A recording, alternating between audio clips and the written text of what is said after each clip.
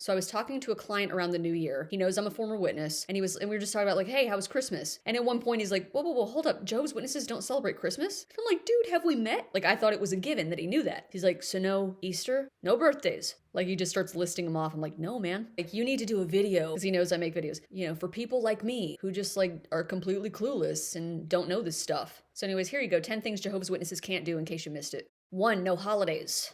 No. Jehovah's Witnesses do not celebrate holidays. No Christmas, no Easter, Thanksgiving, Halloween. If it's fun, they don't do it. The only thing Jehovah's Witnesses celebrate is the memorial, quote, I'm putting this in quotes for people who are listening, the memorial of Christ's death in the spring. They don't celebrate his birth, his resurrection. The only thing that Jehovah's Witnesses are allowed to celebrate as a religious group is Jesus' death. The only thing they're allowed to celebrate is a funeral. All right, let that sink in. And no, they don't celebrate birthdays. I mean, you always have people sneaking around who would do it anyway at their home, but it's not okay as a group for them to recognize that they do this. Like this, it's not a group thing. As Jehovah's Witnesses, we're allowed to celebrate birthdays. But this one's also tricky because the organization has changed so much in recent years. For over 100 years, women couldn't wear pants. Men couldn't grow their own damn facial hair without being punished. Also, you can go to college now. They're such con artists and policy acrobats that the point is birthdays could be next. I mean, who knows? Meaning it could be okay to celebrate your birthday 2 days from now. You just never know with the Jehovah's Witnesses because they're scrambling to remain relevant. But if they make really big sweeping changes altogether, it's too much. It's that frog in the pot. It's a slow boil. They're conditioned. They've been conditioned to think that certain things are okay for very specific reasons, very special reasons. And if there's a change, there must be a very special reason. For whatever reason they chose at the top, the leaders chose, and they have to rationalize it to the rest of the congregation, the rest of Jehovah's Witnesses all over the world. We have new understanding from God, and suddenly it's okay to do this thing that we weren't allowed to do that was legit a problem, would cause problems for you and your family. Like suddenly what was a rule, we just reneged on it. It's gone overnight. But as of now, no. Jehovah's Witnesses do not celebrate any holidays that we know of.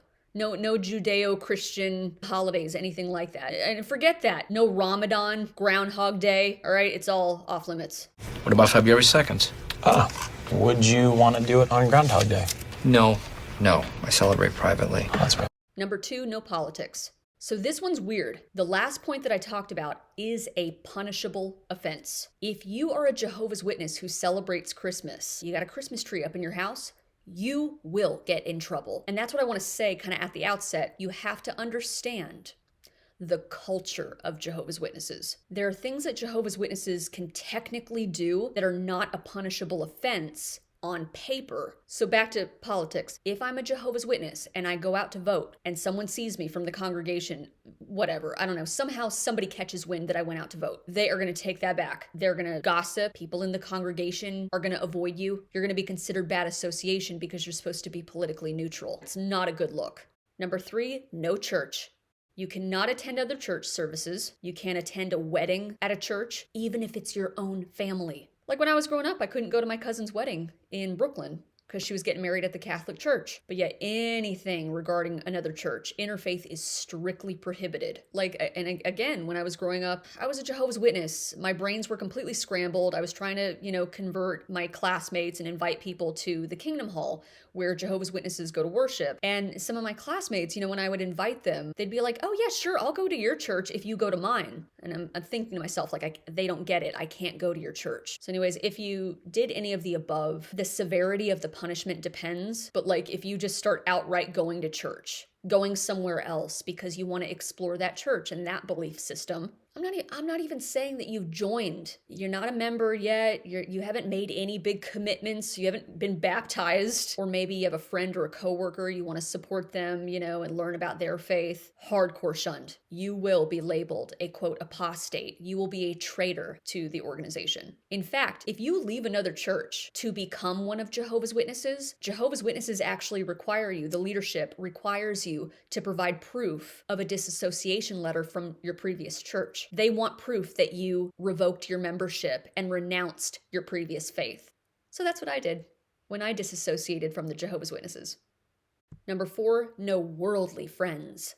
If you have friends that are not Jehovah's Witnesses, you're gonna get crap for it, no matter how old you are. And that's really the sad part, because it's not just a matter of, oh, you're a kid, you're a child, and it's a matter of surveillance and we're keeping an eye on you and seeing who you associate with and keeping tabs on you. Even adults who have been raised as Jehovah's Witnesses have been so deeply conditioned to believe that they're separate from the world and to keep people at arm's length that a lot of them are really lonely. So whether it's at school or at work or whatever, just outsiders, quote, worldly people are bad. You can't just spend the night at a friend's house or go to your friend's birthday party or hang out with, or I should say, like, it's highly frowned upon, for instance, it's highly frowned upon for you to like go get a drink with your coworkers after work. Like, you want to keep any association with worldly coworkers or outsiders to an absolute minimum after hours, after office hours. Cults just do this. They try to separate you from the rest of humanity and talk trash about outsiders. So this one, again, they can't technically punish you depending on what you're engaged in, because you might be up to no good and then they have grounds for expulsion. But like, if you're a minor, your parents are going to be up in your business, you have no privacy. And again, even if you're an adult, a Jehovah's Witness who's been raised in this from birth, you have been conditioned to believe that the other person is not really trustworthy. They want something from you, or they're trying to hurt you in some way. They have their behavior is duplicitous. There's some other motive that they have. They're trying to hurt you or sway you. It's mind control. Like, you cannot, all of this to say, you cannot just go to a Jehovah's Witness gathering. You can't just go to a Jehovah's Witness gathering or barbecue and be like, hey, this is my buddy Jake from work. Yeah, he's gonna come hang out with us and smoke a fatty J. It's not happening. Okay, I cannot overstate this. Seeing worldly people, outsiders, outside association, just hanging out with Jehovah's Witnesses is not a thing. Number 5, no worldly boyfriend or girlfriend. I've done numerous videos on this. I will leave links in the bio. Not a punishable offense, but they will make your life a living hell. I'm gonna say this right now. If somebody's PMO or fading or whatever, and they're trying to like tiptoe or sneak around and date an outsider, if you're a Jehovah's Witness dating an outsider, just leave the Jehovah's Witnesses. Why? If you are a woman and you are in heat and you want a baby and you go out and make that baby with a worldly man and then you pull a switcheroo because you have a sudden attack of conscience, you're gonna have problems, sis. All right? The husband, understandably, doesn't want his child indoctrinated with your crazy bullshit. All right, 2, they're going to make, did I mention they're going to make your life a living hell? Again, this is not a punishable offense. If you date an outsider, they're not going to officially kick you out and shun you, but you will have no privacy. Even if you live on your own, they're going to start their hunt to try to catch you in the act because premarital sex is a punishable offense. I have a question. Yes. In these conjugal visits, you can have sex with women? Yep. You sure can. Okay, I'll do it. All right? They're going to put you in Jehovah jail if they find out, and you're going to be frozen out of the congregation, out of everybody's social circle anyway, and because they believe that you are being unevenly, quote, ready? Unevenly yoked with an unbeliever. And this is the craziest part to me. Your partner, loves Jesus, reads the Bible, goes to church, he's spiritual. Maybe you guys are, quote, clean, not having the dirty, crazy monkey sex. Maybe you actually wait for marriage. You found like a really good, stable, upstanding, moral person or whatever, however you want to word it, doesn't matter, right? If they're not a Jehovah's Witness, they are the enemy. Number 6, nothing to do with the occult. I'm not even talking about Ouija boards and witchcraft. You can't even read Harry Potter books or watch Lord of the Rings because they consider all of that demonic. Tarot cards are the gateway to the devil. Meanwhile, you're just a divorcee on your 5th glass of wine. We never got along because he was a Scorpio and I was a Sagittarius. You're gonna be okay. Number 7, no worldly prayers. All right, so this one means that if you're in the presence of worldly family and they happen to be religious or whatever and they want to say a prayer, you cannot say amen because it's understood that you don't pray to the same God. They're not praying to Jehovah, they're praying to Satan. It sounds ridiculous, but literally, like your sweet Aunt Rhonda, who put out this spread, you have to keep one eye open, you kind of bow out of respect, but you don't really engage in the prayer because they're not praying to Jehovah. It's a counterfeit prayer. It's an illegitimate prayer. So you do not legitimize it or acknowledge it by saying amen. Number 8, no contact with family who leaves. In case you missed it, Jehovah's Witnesses practice shunning. They've been practicing shunning for generations, and they like to shuffle the papers around the desk. They've made a recent policy change. In the past 2-3 years, now you can technically give a, quote, simple greeting to someone who is disfellowshipped or removed from the congregation. Like, you can acknowledge their existence, you know, how generous, but you can't make chit-chat. And you certainly can't be friends. That's how much they micromanage your life and your association and who you can speak to. And sort of in line with the whole holiday argument, if they walk too far back on this one, or if they were to get rid of the shunning policy altogether, there would be a mass exodus because people wouldn't feel like they're being threatened, that their family isn't going to be taken away from them. They wouldn't be afraid to lose their families anymore, so they would just leave. Again, a control mechanism. However, if you leave and you're loud about it, and I don't even mean like, you don't have to get on YouTube. You just have to be like, yeah, I don't believe it. I think it's BS. If you leave and you're unapologetic, or if you disassociate like I did, you are deader than dead. And that includes your own family. Like, it's bad enough if you just know someone on the periphery in the congregation, just some random person in the congregation, and you're being told you can't speak to that person, but you cannot maintain ties with your own mother, father, son, daughter, cousin, aunt, uncle, whatever, without your head being on the chopping block.